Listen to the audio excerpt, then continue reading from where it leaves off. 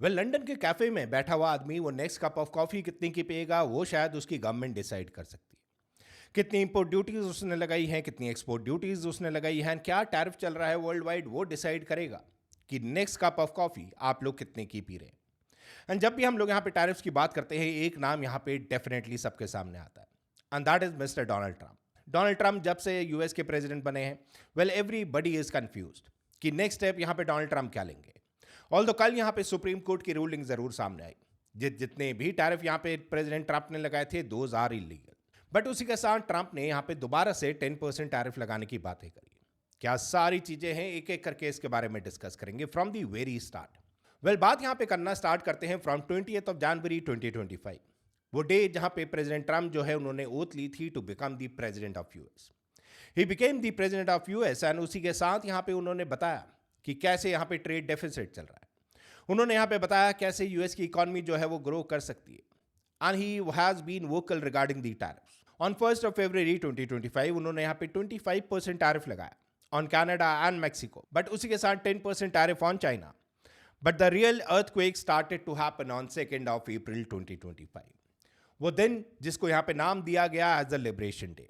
वहां पे उन्होंने अनाउंस करा कि 10% जो है वो ग्लोबल टैरिफ लगाएगा नियरली ऑन ऑल इंपोर्ट जो यहाँ पे यूएस में अपना सामान भेजते हैं। एंड उसी के साथ रेसिप्रोकल टैरिफ, मतलब जितना भी कोई कंट्री उनके सामान के इंपोर्ट्स में अपनी कंट्री में यहाँ पे टैरिफ लगाती है, उतना ही टैरिफ यहाँ पे एडिशनली जो है वो डोनाल्ड ट्रंप लगाएंगे, वो यूएस लगाएगा। एंड उसी के साथ यहाँ पे ड्यूटीज गई to somewhere close to 50% India के ऊपर, वन ऑफ द पार्टनर जो यूएस के साथ हमेशा रहा।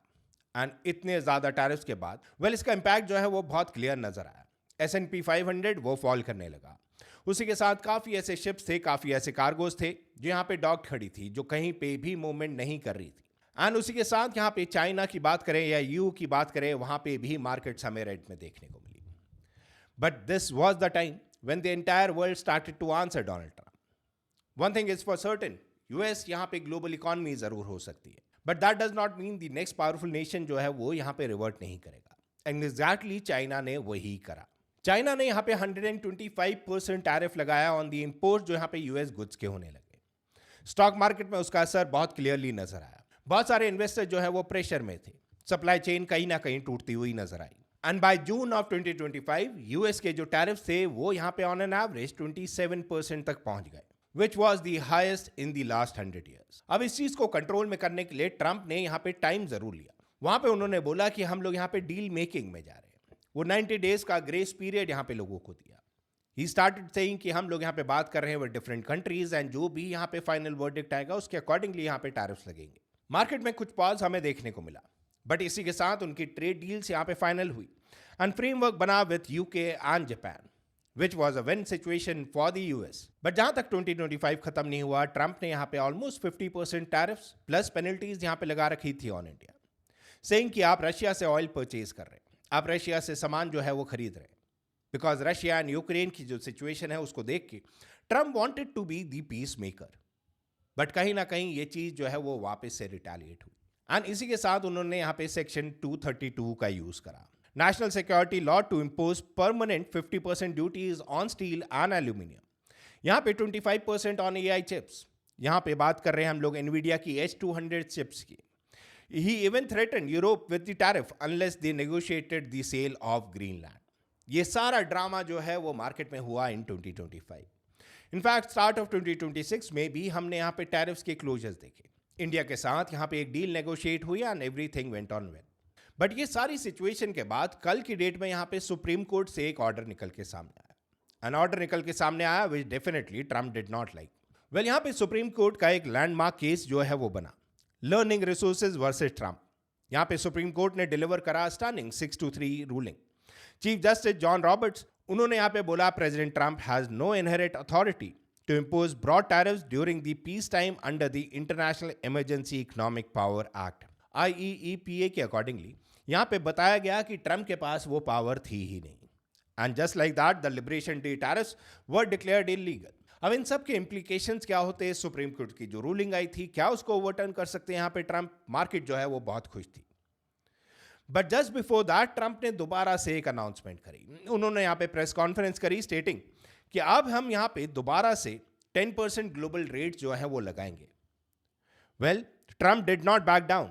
Within hours, he signed a new executive order for a 10% global tariff using Section 122. While markets initially rallied, जैसे कि हमने बात करी, जैसे ही सुप्रीम कोर्ट की रूलिंग आई, मार्केट ने यहाँ पे अच्छा मूव करना स्टार्ट करा. But Trump again came into the picture and उन्होंने दोबारा से बोला कि वो 10% हम टैरिफ अभी भी यहाँ पे इंप्लीमेंट करेंगे. एग्जीक्यूटिव ऑर्डर जो है यहाँ पे पास कर दिए गए, बट इस बार वो सेक्शन दूसरा है. The most important part of this entire story is कि लिबरेशन डे से कल तक जहां पे सुप्रीम कोर्ट की रूलिंग सामने आई, यूएस ने यहां पे काफी टैरिफ जो है वो कलेक्ट करे. एंड अब बात हो रही है रीपेमेंट्स को लेके. Somewhere close to 140 to 160 billion dollars की यहां पे रीपेमेंट की बातें होने लगी.